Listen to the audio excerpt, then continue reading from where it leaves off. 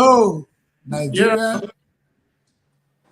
yeah. Can you hear A me? beautiful good evening to you from London. Yeah. Good evening to you from London. My name is Daddy Chris, and this is State of the Nation. Well, a lot is happening in our dear nation.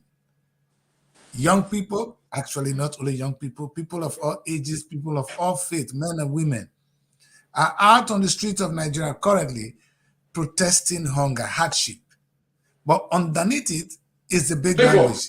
We want an end to bad governance. Put your phone on charger and go back Issues to your on the field. street, I think the you argument is on. put There are your people phone on for charger it, and there are go some back. against it. I think you see On this special edition of State of the Nation, we'll be taking a close look, a very deep look, you can put it on charger. inside look at. Unless you want to stay here to work today. We're taking an inside look at what is going on in our dear nation. I am sure many of you have a lot to say, and I have a guest with me tonight. He's a Nigerian from the United States, of course. He's a Nigerian American. I'll be tapping on him. He's a data analyst. Let us hear from those of us in the diaspora what we think. Well, I'll be here all day throughout the week as the protest is ongoing. We want to see it unfold. The president has come out this morning to address the nation. There are those who said the president has done well. They hailed him for this beautiful speech. Some are saying, the speech is empty. It has not really addressed the issue. But I have only two comments for now.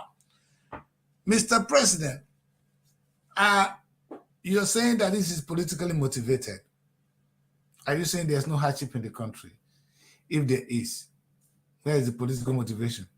And number two, maybe we did say you've not tried. We don't say you've not worked, but are there hardship in the country? That's how I want to look at it.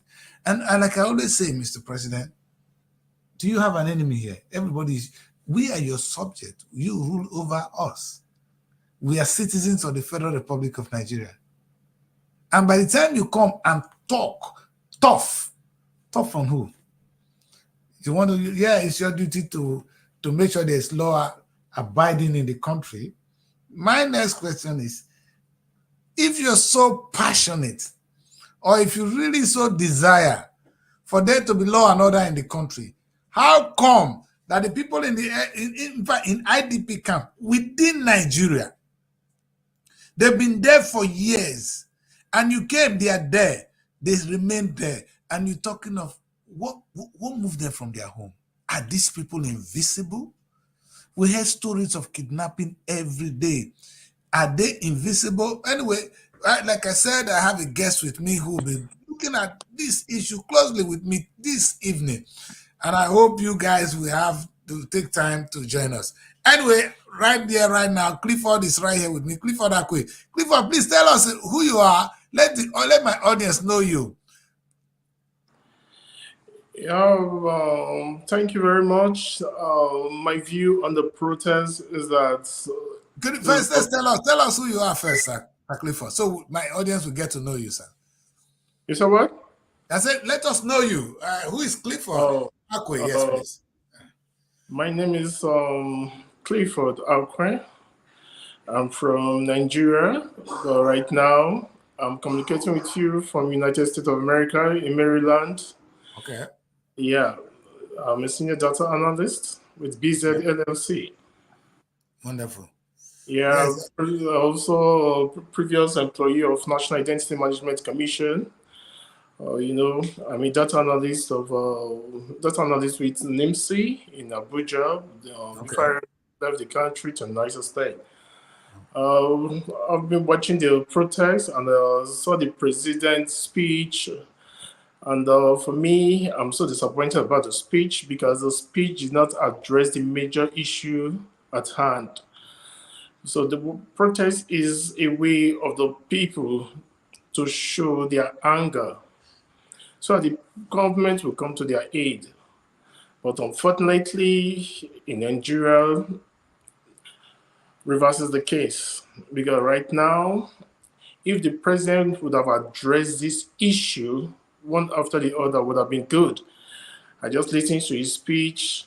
He kept not about economic policies put in place, but now those policies, what are the channels of distribution to ensure that the grassroots are getting those things? Nothing. So you can't tell us you have this in place and you don't have a good distribution channel to ensure that the people are getting these services. So it is just political statement to me. Because here in the States, if the government is doing something, you're going to see the impact. But in Nigeria, nobody's feeling the impact. No impact is being felt by the people, which is totally absurd to me. To be sincere, what Nigeria needs at this time is revolution. That's what Nigeria needs at this time. Mr. Clifford, let's put it this way. Obviously, you are sympathizing or you are empathizing with the protesters. What are your really what are the things you take from the protesters? Is it the bad governance that you really want the president to address, or the hardship in the country? Because these are the two core issues at the moment, sir.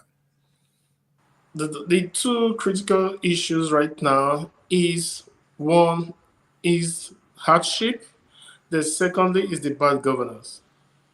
Now, if you have a good governance, then the hardship is going to be reduced. But because the governance in Nigeria is totally bad, it's totally bad in the sense that people are living below poverty line. So this was not Nigeria we see 8 years ago, 5 years ago, 3 years ago. So just a few weeks ago, someone cannot spend 500,000 naira for 1 week to do a good shopping, which is going to be absurd. So somebody moving, okay, just for instance, in Victoria Island on the 22nd of June, someone decided to buy a pier, this local pier, for one is 8,000 naira. But before I left the country, I do buy a local pier for 15 naira. Yeah. But my immediate enterprise who went for vacation got a pier 120,000 naira. So that is absolutely a situation whereby we need to say, where is Nigeria? Where are we going? Where are we going? Yes, Clifford, it's quite interesting because here is the president coming out and saying that that most of the speech, and I'll be sharing some with you so that we all can listen to the president. I'm sure the president was expecting a peaceful protest, but that seems not to be the case. He's saying that as the president of the country, it is his job to protect the lives and properties of others. And as long as the protesters have decided to go out rampage, taking things, looting things, breaking things in most parts of the country, he's ordering that every protest should stop and should stop now. Are you in support of that, sir? Well, I wish we was given you see, for me, if the president is sincere, the president would have opened a channel for people to have access to express their view. You can just come live and say what you want to say, and at the same time you back out. It would have been open so that people would express their feelings. The protest was peaceful, but the protest turned out to be violent because the security agencies were throwing tear gas on those people. So in the city of Abuja, when the protest started, it was peaceful, it was not violent.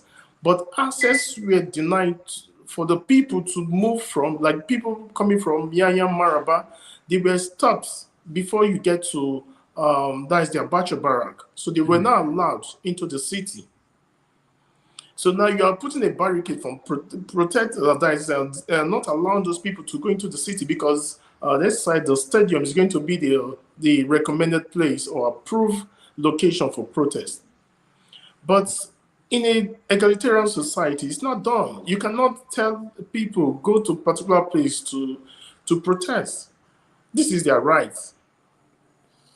Yeah, But well, now it is to obey such laws, okay, by going to the stadium, but yet you decide to block some people coming from Asokoro extension axis. People coming from Yanya Maraba, you decide to block them from having access to the city. So the people they became so angry.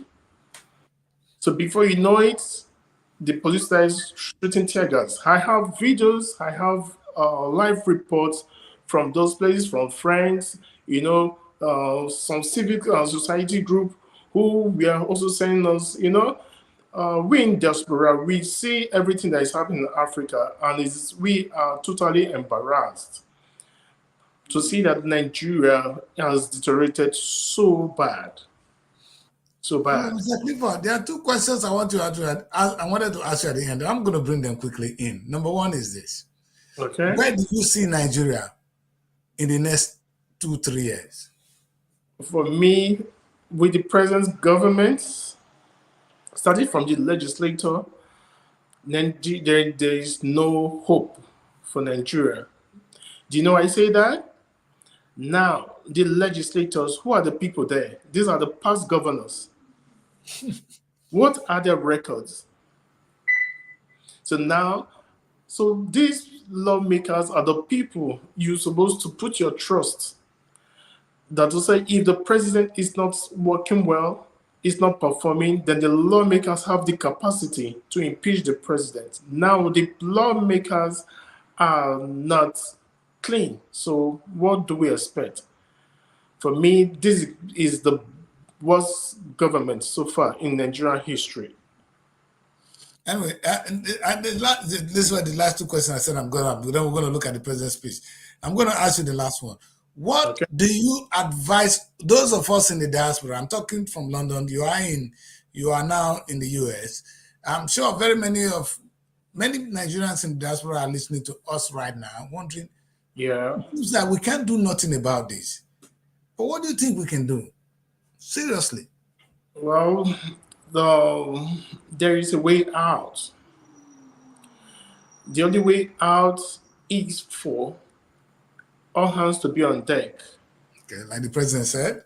Yeah, all hands need to be on deck, and we have to change our mindset. The legislators should not think of themselves, but they should think of the future of their children. What does it really take for Nigeria to work? Good. We have abundant resources. We have abundant human capital resources. And we have abundant natural resources. True.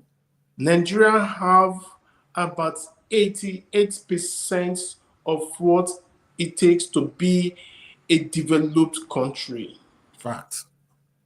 So for we to make Nigeria work again is that we should have to rethink and change our ways. That's just it. Okay. The politicians know what to do because their children are in diaspora. They have houses all over in diaspora, so they know what it takes to make Nigeria great. But because of their selfish interest, they don't want Nigeria to work. Okay, let's take for instance, Dangote refinery. Why is it not working today? Good question. So now there is a refinery on ground, but Dangote is not getting the crude because of politics. So a lot of bottlenecks are making Dangote refinery not to get crude. If Dangote refinery should get crude today, then the petrol price will come down. And when petrol price comes down, then it's going to elevate the standard of living of the Nigerian citizens. So, Mr. Clifford, do you really think, I always ask this question, do you really think the president knows what to do? I mean, he knows what to do, and he's deliberately suffering Nigerians. Come on, man. Do you really think that? Or maybe the job is just too hard for him to handle? Where are we? The president, Bola Ahmed Tinubu, he was the previous governor of Lagos State. If he can transform Lagos State, he has the capacity to transform Nigeria. But because of a personal nature, that's why he's taking his time to do this. If you want to put some motions in place to address this issue, he has the capacity to do that. But now what we are seeing right now is politics. It's all politics. Yes. So maybe let us take a look now. Let's take a look at the president's speech, and then we'll come right back to talk about what the president is saying. But these are some of the president's concerns. Let's listen to the first video. The destruction of facilities in some states and the wanton looting of supermarkets and shops, contrary to the promise of protest organizers that the protest will be peaceful across the country. The destruction of properties set us back as a nation, as scarce resources will be again used to restore them. I commiserate with the families and relations of those who have died in the protest. We must stop further bloodshed, violence, and destruction. As the president of this country, I must ensure public order in line with the constitutional oath to protect the lives and property of every citizen. Anyway, that is the first speech. That's not the first part of the speech. I really wanted to do this, and then here is the president, Mr. I mean, the man is frustrated.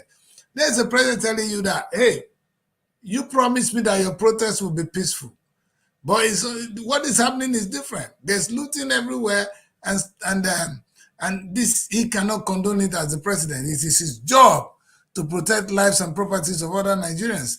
And does the president have a blame here? What are his alternatives? What can the president do here? Well, thank you very much for that question, but I would like to say something. There is a saying that to every action, there is equal and opposite reaction. I agree.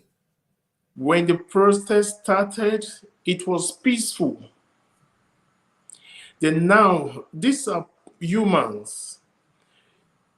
You can't beat a child and ask the child not to cry. No. Like I said earlier, the protesters, the coordinator of the protest said they were given court order to make use of the stadium. But Nigerians knows their rights. You cannot keep pushing them to the wall. They know their rights. So some of them want to exercise their rights. But because the presidency gave the law enforcement agencies the power to punish people who refuse to go to the stadium. So now, in Nigerian history, this is the first time we are hearing that there's a court order to restrict people to the national stadium for them to protest. This is the first time in Nigerian history. They cannot protest wherever they want. I don't know what the judiciary is even doing, actually, to be honest. In the United States, in the UK, other parts of the world, it has not been done. So why now? But you agree with me that if there's if protest turns into riot anywhere in the world, the law enforcement agent will definitely step in. But something must trigger it.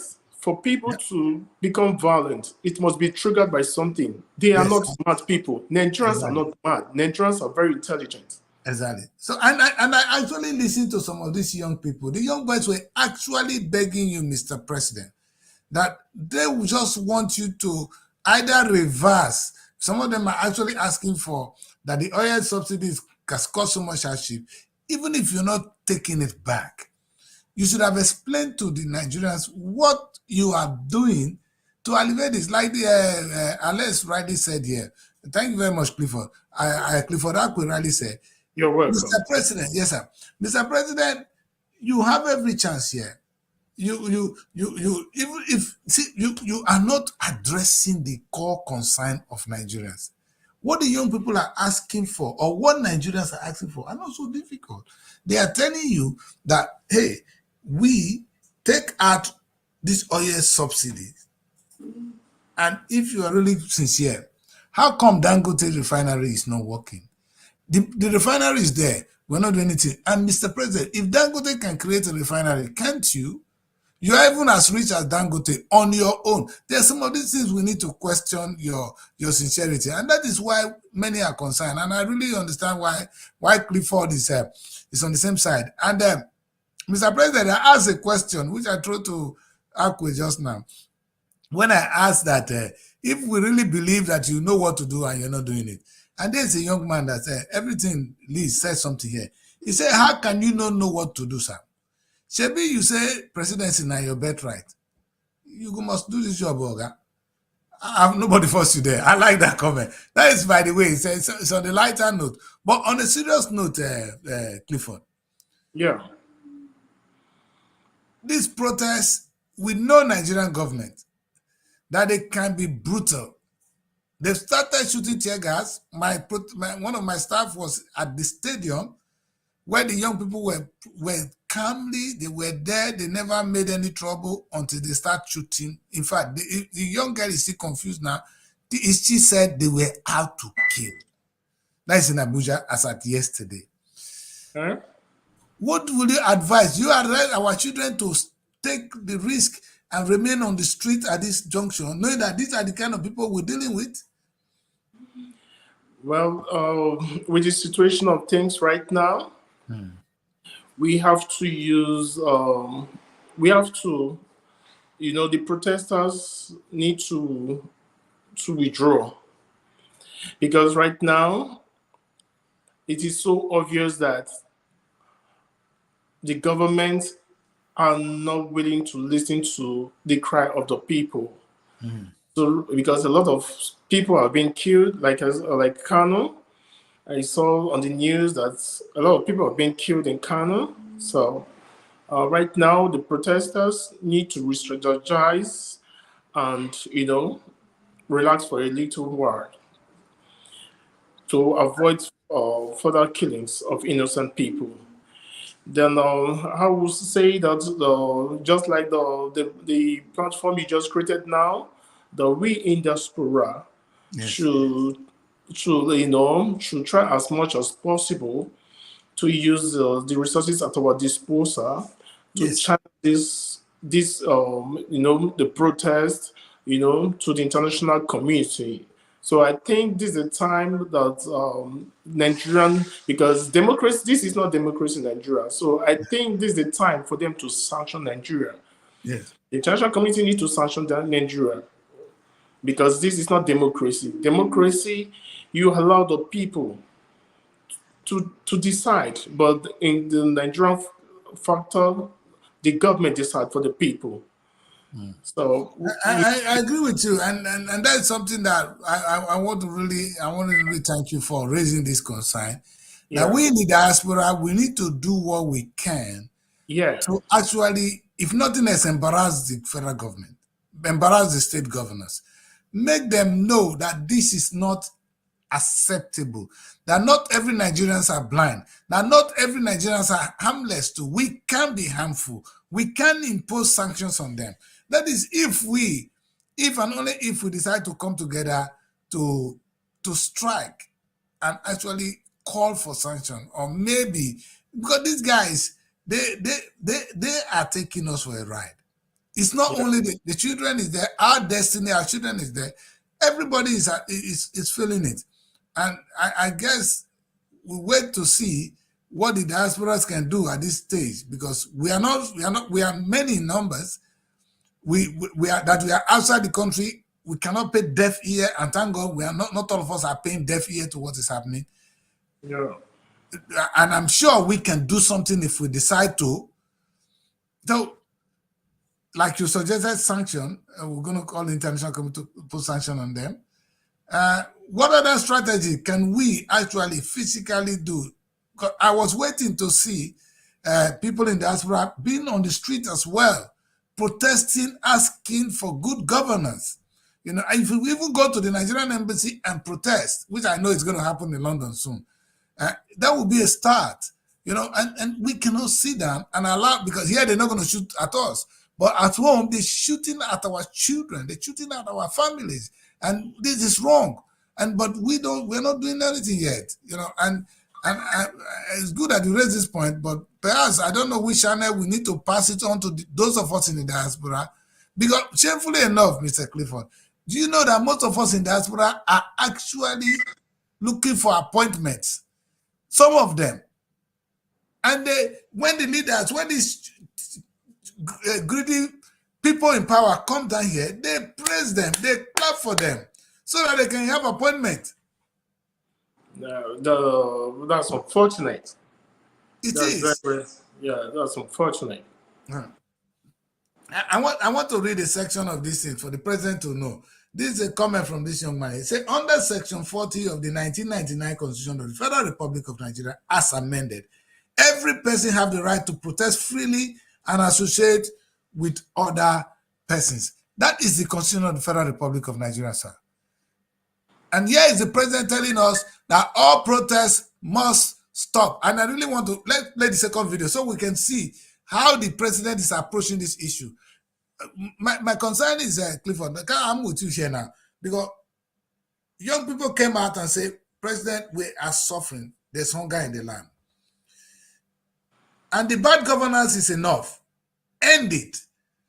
You took oil subsidies out of this, and now the proceed coming. This is exactly my concern. The proceed that is not coming, what is it doing? It is sharing it among the governors who we know are thieves. They are village thieves. How can you take oil subsidy, which would have affected everybody? Now you're giving it to village thieves to enjoy themselves. What do you expect from those governors?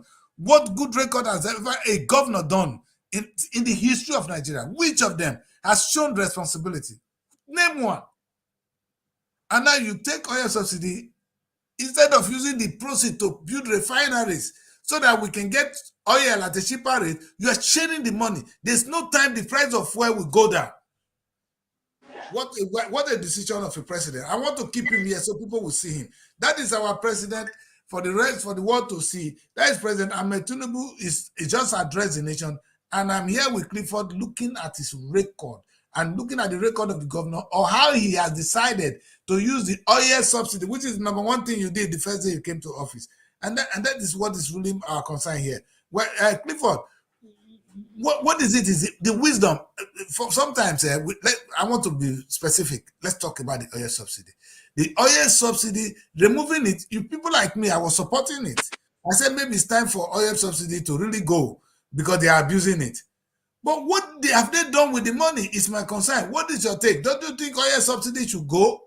Or you think we need to keep oil subsidies? And if we keep it, how long? The president is saying that we cannot sustain it anymore. Well, thank you very much for the question. For a nation to move forward, there need to be a removal of subsidy. The removal of subsidy removal is a good idea. But the question is, the gains from subsidy removal, yes, sir, should be utilized for infrastructural development. But right now, reverse is the case. So, like if you look the policies which was stipulated by Mr. President, there's a lot of billions was channeled for this and that. But what are the impacts? You can just tell us a lot of money for so amount of billions of naira was allocated for this. These are the gains from subsidy. So now, did you ensure that the grassroots, the people are getting these things? No. But you release over how many billion naira? Yes. For educational loan. Did you put strategies to ensure that people who need this loan are getting it? Or the politicians are using the money for their own selfish gain? Chief Clifford, this is a Yeah. good point. I'm happy you're a data analyst, and I was thinking you're going to give us some figures here. Funny Yeah. enough, the amount of money that is being released as student loan, I think it's about 5 billion. Wow. The president is building another, I don't know whether it's a home for the vice president, somebody with already big homes. They're building one in Lagos with how much? Almost 15 billion. The same amount. You give 5 billion for, I don't know whether my figures are correct, but Mr. President, what do you need a private jet to do at this difficult time? You're telling Nigerians to bear so that we are going through difficulties. We are getting new private jets. Where do they fly, they go? Where is it going? On which assignment does the president at this difficult time have to do that? You see, this is and another thing, which is the most shameful part of this whole thing today. And I really want to thank this young man on the platform with us today. He said, "How can a reasonable president," I want to use the word, sir, I'm adding that to it, come out to say opposition is sponsoring the protesters, even when Nigerians are dying? We are all feeling the pain and suffering. So what is the grandpa? I don't want to. What are you talking about, please? It's enough to insult you. Because if I will come out of this pain, somebody carrying, look at this beautiful image, Mr. President. Are you saying that these people here were all sponsored? There will be an insult. They will insult you back because you're insulting them. Are you saying there's no difficulty in the country? Now you are telling us protesters are responsible for this. You see, this is the attitude where we know that president is not in touch with ordinary Nigerians. But before I'm gonna, you know what we're gonna do here, Clifford? Let me play the other video so that we can look at this whole issue as a whole, because it's good to hear from his mouth. The first time we hear Mr. President, during the campaign, President Tinubu refused to talk to us. He refused to come on a debate. He was doing his own campaign because he knew he was going to win. He knew he was going to do certain things. He has won. President, you have won. We are with you. And for those of you clapping for him, clap for yourself, because the pains, the gains, is all we are all benefiting from now. I bet none of you can come out and walk freely on the streets of Nigeria. It's not only that the Christians suffering it, you are suffering it. I'm sure the president cannot even walk on the street of Nigeria freely. And that's it, sir. So it's not anybody. But you come here, come to United Kingdom. Our prime minister, Stroh, he used bicycle to walk. We get problem, but let's hear from the president second time before I bring Clifford. Clifford, please bear with me. Let us listen to the president. He has a lot to tell us this time. For the first time, president is talking. Hallelujah. Let's hear him. Be warned. The law will catch up with you. Really? There is no place for ethnic to protect the lives and property of every citizen. Our government will not stand idly by and allow a few with a clear political agenda to tear this nation apart. Under the circumstances, I hereby join protesters and the organizers to suspend any further protest and create room for dialogue, which I have always acceded to at the slightest opportunity. Nigeria requires all hands on deck and it us all, regardless of age, party, tribe, religion, or other divides, to work together, reshaping our destiny as a nation. To those who have taken undue advantage of this situation to threaten any section of this country, be warned. The law will catch up with you. There is no place for ethnic bigotry or such threats in the Nigeria we seek to build. Our democracy progresses when the constitutional rights of every Nigerian are respected and protected. Our law enforcement agencies should continue to ensure full protection of life and properties of innocent citizens in a responsible manner. My vision. Okay. Yeah, you see the president actually now trying to clamp down on the protesters saying that the protest, of course, is violent, that he cannot sit down idly and see evil or evil being passed on, perpetrated on ordinary Nigerians. He called them the innocent ones. I don't know who are his enemies. Young people came on the street, the president see them as enemy. And that has been the case. Like I said now, Mr. Clifford, I'll come back to you. Last time, when I asked you, you said the protesters should go home. And maybe they would rethink and re-strategize. Yeah, that was the best option for now. You have to retreat. Are we ever going to come out of these difficulties? For me, the government is not sincere. Even the government now, they are ready to use force on the masses. They want to bend the masses. They want to ensure that the masses accept them by all means. So they are not ready to listen to the masses. So it is so obvious. So it's survival for the fittest right now. So in order to reduce casualty, I would say that the coordinator of the End Bad Governors protest should talk to the protesters to appeal to them to turn away from violence, and they should re-strategize and find out a different means of communicating their needs to the government and also to the international community.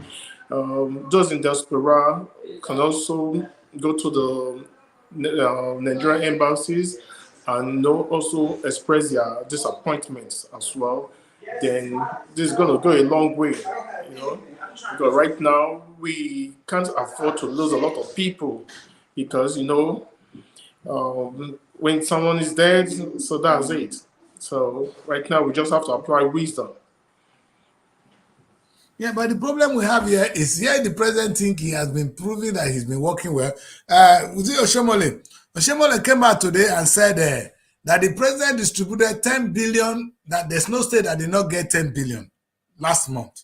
There's no single state in the country that did not get 10 billion last month. So in other words, saying that we should go to our state governors to fight. Now, why are we fighting the president? That is what is coming from a sitting senator of the Federal Republic of Nigeria, meaning they think they are doing the right thing. So a situation where people are doing the right thing and people are dying, and president came out and could not even say, my children, we are all aware, I am aware that there is difficulties in the country, that there is a mistake in governance, that people are out to perpetrate evil on every one of us. Let us work hard together to make this work. That I understand you. He is telling us that he's doing the right thing. That those of us who came out, we are evil protesters, that we're being paid to do what we're doing. But where they are the one actually paying people to come and fight. Because in Lagos, I saw some set of people today in Shomolu saying that they are here, they are beyond Monile. They are going to go and fight because they think Tinubu is their brother. If in a country where it's not people in Lagos alone, it's not only you fools that voted for Tinubu. Nigerians voted for Tinubu in numbers. And if Tinubu is going to kill our children, that's going to be bad. And this is the fear. This is our concern. Tinubu is talking about bigotry. But whereas it's his own people in Lagos that are actually doing this. Unfortunately, he cannot deny it. That his people in Lagos are not the one. We know there has been a clampdown on people in Lagos for Igbo people in particular in Lagos, and I don't understand why. I really don't understand why. Last time they said Peter Obi was sponsoring protests, and now, there's this counter. And if we I'm really reluctant to tell young people to go out, to go home, and go and leave this situation, because the situation will remain, especially when the government think they are doing the right thing. How can we tell them to go home, sir? What kind of country? Where is the change going to come from? God is going to come down and give the change to us? You see, right now, it is so embarrassing. I will just say that totally disappointed in the Nigerian government right now. I'm totally disappointed, because if at this time of situation like this, the people are suffering and the governments are not willing to listen to them, then you are not telling Nigerians that you don't care. You don't care because now the Senate president is said that you can go to the streets and protest while we are going to be in houses eating. Eating amala. You know that one. By the time you surround a president that is surrounded with this kind of leaders, what do you expect? You see, this is the head of the legislative arms of government. Yes. He's telling you that. So now these are the people the Nigerians supposed to look up to.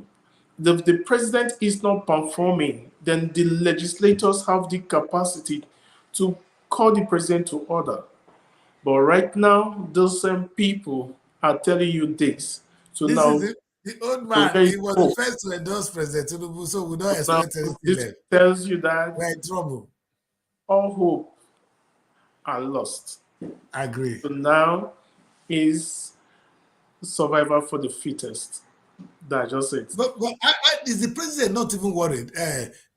I'm happy you're a data analyst and you have some big experience in this area. Few weeks ago, Labour has been on the street, in fact, it's been the tug of war between the Labour and the federal government on wages, which is appalling. Nigerian government keep maintaining that they cannot afford now they move it to 70,000 naira minimum wages. What can 70,000 naira do for somebody in Nigeria today? When a bag of rice is more than 70,000. So a home that consumes a bag of rice will only the salary of the man will go into a bag of rice. Absolutely, you're right. And what happiness? You're right. They were able to hand twist labor. This is why if I'm the government, I'll be thinking differently now. You were able to hand twist labor, and labor is now silent. Now you're going to hand twist these guys, and they're going to be silent. The government should be worried about the military boys, because the boys are watching. They're looking for any excuse. They may want to strike. You have the military coup already around us. We have the one in Niger, Burkina Faso. These guys may be motivated. If the president, what did this man said? The word of JF Kennedy. He that refuses a peaceful revolution makes a violent one inevitable. This revolution, these young people are asking you, President, for a change. And I listened to one of these young boys that day, and the boy was saying that, Mr. President, we just want you to maybe change the oil subsidy or maybe make things easier. All you really need to do is to talk to them as your children. But you're coming and talking tough. What if the military boys come to strike? What are you going to do? You're going to talk tough on them? Or what if these children refuse to go out of the street? You're going to shoot all of them? You know, the things a father will not do. And that leadership is what is really lacking. And I expected President Tinubu to do better. Well, now let's talk about us, the diaspora. Because two of us are in the diaspora, and I really want us to look at, let it be how we see Nigeria today. You've been in the US for some time now. You've seen how citizens are respected. Well, in the first place, the way we even elect our leaders, it shows that we are not even ready for this democracy yet. Tinubu refused to attend a debate. I've never seen any election in the United States where the president will not come out and debate. Tinubu did not do one. Yeah, and that is one. That will tell you people are above the law. They show that arrogance every day. And we know what happened with the beavers. We're not debating who won the election. We assume Tinubu has won. He has become president. If we're going to even say, let us go with the peaceful means of, say, we'll go back, we'll wait till 4 years and vote. Within the 4 years, they can change the result. They have, is it not the same INEC, man? So how do we solve this problem? We in the diaspora, how do we help the innocent Nigerians who are suffering? Who are suffering this blunt? How do we participate? You know, Tinubu was among those that formed NADECO. They were outside the country trying to push the military out of power. he succeeded. In the 25 years of this democracy, Tinubu has been a key player in it. Today, he's president.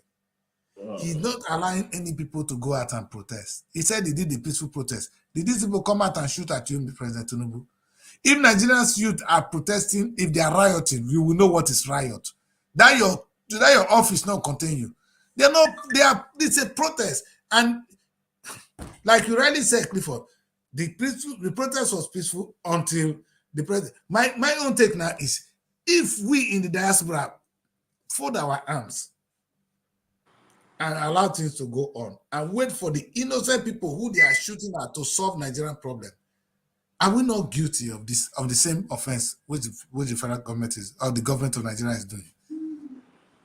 Well, we in diaspora will suggest that we need to create an ecosystem in a way that's just like the way they push the military regime out and democracy was Restored. introduced in Nigeria. So I think that same energy, we should apply it, you know. Okay. Then we in diaspora should have an ecosystem in place. So we should come together, then, you know, start up a movement whereby the international community can come to the aid of Nigeria. Because right now, democracy was brought to us by the international community. So United States, you introducing democracy. So now, if the people you introduce this system of governance, they are not living to expectation, I think the United States have the right, you know, to sanction them. But to be fair, the international community are not talking. I remember during the Nadeko movement, there was room for members of Nadeko to address members of parliament. They came into House of Parliament to talk. The House of Parliament, it were not open. Maybe now they think we are enjoying. They think there's democracy in Nigeria now. So they don't care. They don't see, or maybe they cannot see how deep, how destroyed we are. And because in the worst set of military government, they say it's better than the worst civilian government is better than the best military government. That is what we are living on. So the international community believes that because we have a democratically elected government, that we don't have a problem. Is it true that we have not done enough to tell the international community that we have a problem, or they think, or they've written it on paper that our case has been resolved because somebody is voted into power? You see, just like what is happening now in Ukraine, yes, and Russia. Ukraine came to the States to seek for assistance, and assistance were provided. So now we in diaspora need to set up a system whereby we can appeal to the international community to look into the situation in Nigeria. So if those system is put in place and we're able to communicate, you know, our views to the international community, I guess they will listen to us. Okay. So maybe we need to have a more organized structure like the Tinubu did then. Yeah. Yes. Yeah. To push this, because in the diaspora we have many lawyers, sound ones at that. Of course, most of them have been pushed out of the country. Now you are here as a data analyst, who should be in the country helping us to solve our problem. Just like tomorrow you got to represent the United States in the Olympics, and then Nigeria will not be there. And that is the thing we go through, you know, to go and look at the people running for United States in the Olympics. There are people who are maybe come from one part of Africa or the other. Today they are in the United States. The same is England. Go and look at the people. We lost. And the loss is what this president and these young people, these people who call themselves leaders, can never understand. Deep loss. And like you said, we pray that our people in diaspora will rise to the challenge and make the government uncomfortable for them.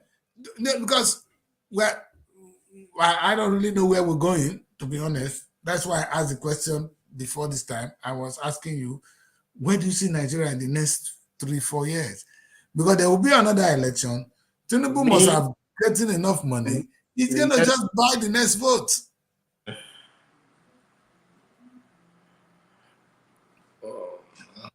Yeah, I'm with you, Clifford. In the next 3-4 years, with the situation on ground right now, like I said earlier, there is no hope for the average Nigerians. There is no hope. With the situation we are seeing right now, 3 years time, there is no hope. You know, as a data analyst, you know the amount of people being kidnapped daily, the crime rate in Nigeria at the moment. Yeah, all these things are caused by the increased level of hardship.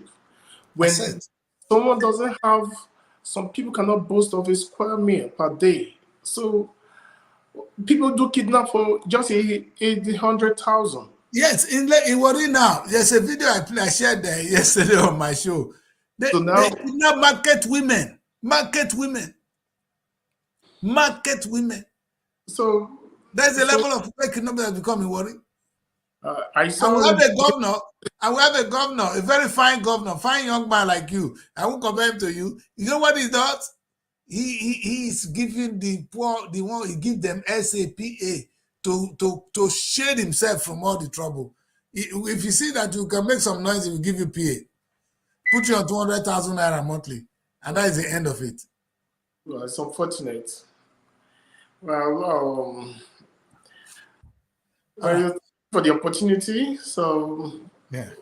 Thank you for joining me. Thank you for joining me on this State of the Nation. I didn't know what to say anymore because it got to a point where I just have to support. I have to listen to what you're saying and say this. But before you leave, but just to end this show now. Okay. The Nigerian economy is bad. What is your proposed solution if you are asked to be the president of the country? What would you do to see that the Nigerian economy come back to life? Okay, now, thank you very much. I will say if the president right now, at this critical moment, I will do what is called disaster control procedure. I'm not going to say I'm going to be the president when Nigeria was good. Let me just assume I'm the president right now. Okay, yes. Let me just put myself in the shoe of Mr. President. Today. At this time, what I will do is this. I will ensure Dangote refinery is getting enough crude. Then I will reduce, try to as much as possible to reduce the loopholes whereby people are embezzling government's funds. You release a lot of money for some services, but the people are not getting it.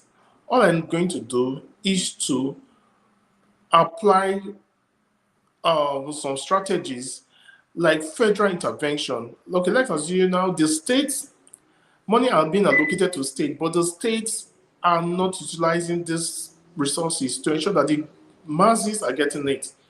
I will introduce federal intervention to ensure that there is adequate monitoring system in place. Yes. Just like the system which the CBN introduced during the Naira, is it the change of Naira, something like that? Yes. But the banks were holding the money, and politicians were getting this cash, but the people were not getting the cash. So now CBN now introduced a monetary system to every commercial banks to ensure that this money are actually getting to the people. So that this escalates the crisis. So right now, if I'm Mr. President, I will ensure Dangote is getting enough crude. That is number one. Then when Dangote products is in circulation, it will reduce the price of fuel. So now, if fuel is being sold for 200 naira per liter, then the price of goods and services is going to come down. Production cost will reduce. And when production cost is being reduced, then it will enable the people to afford these products and services. So now transportation costs will be reduced because fuel has come down. It is not about increasing minimum wage. Minimum wage is not the issue. The issue at hand is for you to allow the price of goods and services to come down. Let there be enough fuel in the country and reduce your exports. Because now you are exporting more of crude oil to the oil companies. They're looking for oil, they're looking for dollar to share. You know, Why telling people to where they get their money? And then people they get paid. Indigenous refinery is not getting crude to refine. Somebody has spent so much money to ensure the refinery is in place, and now you are not giving him crude. That is total wickedness. So that's all I have to say. Thank you very much, Mr. Clifford. Listen, we're going to do this again. The broadcast kind of came in late, and I know you're tired. We're about to go to bed in the UK, and I know you guys in America, you're just coming up. You're just waking up, so we're going to bed. And thank you very much for joining me. I'm going to prepare a special broadcast, Clifford, where we're going to look at the Nigerian economy and the data available to us, where I will give you enough time to give us what we don't have data. Data is what we lack. We don't have statistics. We don't know the number of people that are in the country. In the first place, they tell us we are about 200 million. So we're guessing, and we don't know whether some of those of who are dead. We don't have anything. No record. And the NIN, where you worked before you now move to the US, would have been a very good strategy. What were your experience? Was it not a good thing that we had that chance to know, to at least to identify one another from what you said before you moved to the US? Yeah, actually, if you talk about data, we have good data system in place. Okay. There's nothing that is happening now in the country that the data is not collated. It is collated. We have the National Identity Management Commission is there. Then we have the NCC is also there. Then now we have a Nigerian Bureau of Statistics is there. So all these data are available. But the problem is, how often do we use this data? You have your raw data. How do you utilize this data is what we should ask ourselves. Okay. Now, the data at hand, I can tell you this is the statistics of the people living below poverty line. And we furnish you with the data. The National Executive Council have a meeting, and you invited the other agencies to provide information, and they furnish you with this information.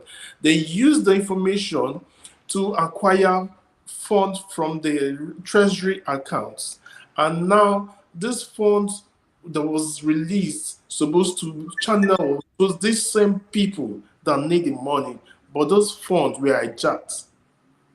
So now the data is there, but the impact of this data is what we should be talking about. Yes, the use of the data. So the government, you have enough data, but they don't use it. They don't use it for what it's supposed to be used for.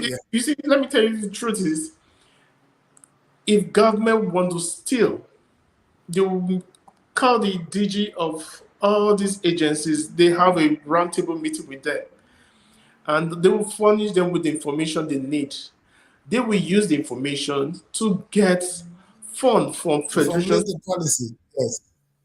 And now, after getting from the federation accounts, then now look at the president's speech. Can't you see how much money was released for some certain purpose which we are not even aware of? Yes. Look at now, if you ask the Nigerians, are you aware that Mr. President just releases some amount of money for this? They will tell you no. Of course. So now, what is the channel of distribution of these resources? There's none. So now the money is just within them. That's it. It is a game. It is just politics. We should not be Yes. deceived. Let's just face reality. It is all politics. Like where you are in the United Kingdom, Yes. the grassroots will feel the strategy or the policies made by the government. The grassroots Yes. will feel it. If the True. grassroots does not feel it, you know that those policies are bad. Just like here in the States.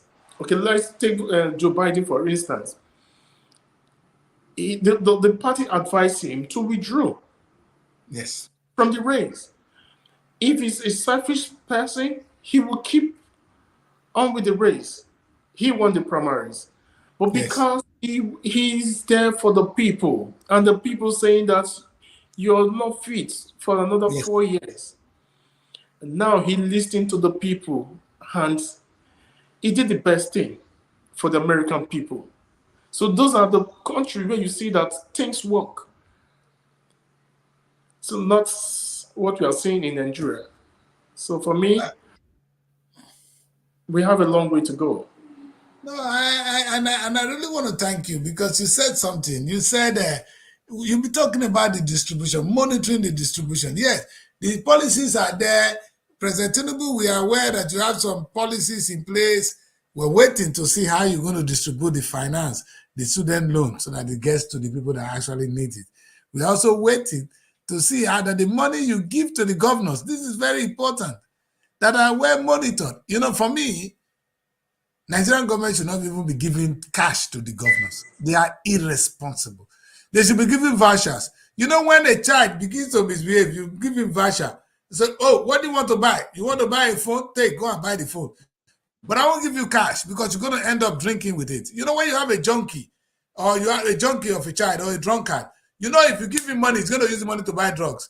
So you don't give him the money, you give the money to buy food. You buy food voucher, go to the shop and take food. You know, if the state governors are saying they want to go into farming or they want to construct road, give them the resources, supply them fertilizer, supply them this, let them go and work. Why did you give them cash? You see, the truth is, the money we are actually sharing is supposed to be seed money. I respect this man. It's money we needed to plant so that it will germinate. But instead, we're sharing it. And President Tinubu, our president, is talking about the future generation. That you're removing oil subsidy for future generation, and you are not planting for the future. What kind of president? It doesn't. Do you understand the economy, sir? Because if you plant today, our children will benefit tomorrow. But you said there should be no subsidy, but you are sharing the future of the children, and you said you are doing the right thing. I don't understand this economic policy at all. I'm sure people like Clifford in the US might understand better than us. Clifford, thank you very much for joining me. Thank you very much. What would you have to say to us, to Nigerians, before we end the show today? Big advice for the young people and for the government. For the young people, all I have to say is that they should be focused. They should just keep on pushing till we're going to have the right leader in place. Then to the government, I want to use this opportunity to appeal to them to listen to the cry of the masses, because they are there not to serve themselves but to serve the people. So they should listen to the cry of the people who elected you into the position. Listen to them. That's all I can say for now. Thank you. Thank you very much. Thank you very much. Thank you so much for taking time out to join me on this special show. I'll see you again on the same broadcast. I will hope to see you. Let's say thanks so very much, my people, to Clifford Akwe, Nigerian in the United States. You see that senior data analyst. He just joined us today to throw some light on, to share his view on where we should be going as a nation. Thank you very much for joining us. Thank you. You're welcome. Welcome. Bye. Yes. So that is where we're coming to the end of the show. The president has made his speech clear. I am worried. I don't know which advice to actually give to the young people. I'm afraid to say remain on the street because I don't know what this government is ready to unleash on you. And I'm also very weary to say go home Because where is the change going to come from? The situation is the president or the so-called government, they believe they are doing the right thing, and we know they are not. And so I'm going to direct my advice to the president. I'm going to direct it to the government. Now, these people out there, they are your friends. How will I put it? You were able, and this is not threat, you were able to silence labor. Now, if you silence these young people, I think you just open room for somebody violent to come and take it off with you. Because now, these people, if you shoot at them and they are afraid and they go home, know that any enemy you have will become their friend. I think you should think about that. And I say my things for peace to reign. If you fight these young people now, like labor now, they are scared, so they are on their quiet. You see that Ajero, that little man, I not like him again. Ajero is quiet. If the rest of people stay quiet, you should be worried. Because your enemy might take advantage of it. Because you refuse this peaceful change. How about talking to young people like your children?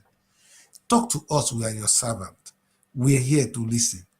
Sir, we don't mean any harm. We're only saying that the cost of living is too much. And you said you give money to our governors. We don't see the money. We can see the effect. It's not trickling on us. Actually, this government is the most wasteful generation. For you to be bold enough to take oil subsidy out, Mr. President, I was supporting you. Everybody knew I've been supporting you. But what is really surprising is you never planted this money. You know, God said, till our land, to till the land. We have all the most beautiful things on earth. God deposited on our land. Now God is giving us this cash to till the land. You said you are sharing the money, and you're telling us we should be smiling that, oh, you've given the money to your state governor. What are the governors doing with it? What about you? Where is your farm? Now that the federal government, we are having hunger issue, where is the farm that the federal government has decided to even embank on? You have a lot of youth corpers. You could have done this, sir. You refuse not to do so. Oh, Dangote have a refinery. What is wrong if you have a refinery? Now that you have taken this money away, you give the money to the state governors, who we know are irresponsible in the first place. They're just going to share it and marry new wives. And you think we should keep quiet and clap for you? I'm not one of those, sir. And I'm very worried. I won't talk to the young people. I will only talk to you. Take advantage of the situation now. I don't want to be a prophet of doom, but please take advantage of the situation now. That's why I'm going to end the show today. My name is Adi Chris, and I want to wish you a very good evening. Tomorrow morning, I'll be here again on Wake Up Nigeria to talk to you on the situation of the country. But before I go, I want to read this beautiful comment from Iyore. Iyore said, what did TINUBU say in the broadcast he made to Nigerians? No tangible thing came out of that mouth. But they say you not say anything tangible. We know that. But who said that you should keep quiet and the other Nigerians will be suffering? President, we say there is hardship in the country. We were expecting you to tell us how you distribute the money you took from us, our subsidy money, where you put it in. Sir, you gave it to governors. You did not use the subsidy that you took out to build refinery. You gave it to governor. Now you went further to even stop Dangote refinery from operating well. Now God go bless you. And now God go answer all of us. That's why I end the show tomorrow. I'll be here again. Like I said, I want to talk less tonight so I have energy to talk tomorrow. But Nigerians, we need every one of us. Those of us in diaspora, I want to say this. For evil to exist, righteous men are busy doing nothing. Let me repeat that. For evil to exist, righteous men are busy doing nothing. I believe we can embarrass our governors. We can embarrass our local government chairmen. We can embarrass those in power by actually speaking out. They're not coming here to shoot at us, but we can speak out. If people in Nigeria who are faced with bullets can come out and raise banners, I think those of us in diaspora can do better. Keeping quiet is supporting evil. And as you know, the same punishment goes to those that actually glorify evil. During the time of Goodluck Jonathan, when they asked him to glorify, to approve gay, you know what we did? We said, even if you just glorify gay, it's 50 years. It's the Nigerian law. So those of you glorifying evil, you not get problem. That's why I end the show. My name is Adi Chris. I'll see you tomorrow. Good night. Looking for a home away from home in Abuja? Look no further than SRTV Shortlet Apartments. Our fully furnished apartments offers everything you need for a comfortable and relaxing stay. Unwind in spacious rooms with exquisite ambience. Cook delicious meals in our well-equipped kitchen and relax in our comfortable sitting rooms watching your favorite shows. And guess what? 247 Wi-Fi available. But that's not all. SRTV goes extra mile by providing a car to take you around town during your stay. No need to worry about navigating public transportation or hailing taxis. Explore Abuja at your own pace. Book your SRTV Shortlet apartment today and experience the perfect blend of comfort and convenience. You can reach us by calling this number 070-6237-9915 or 080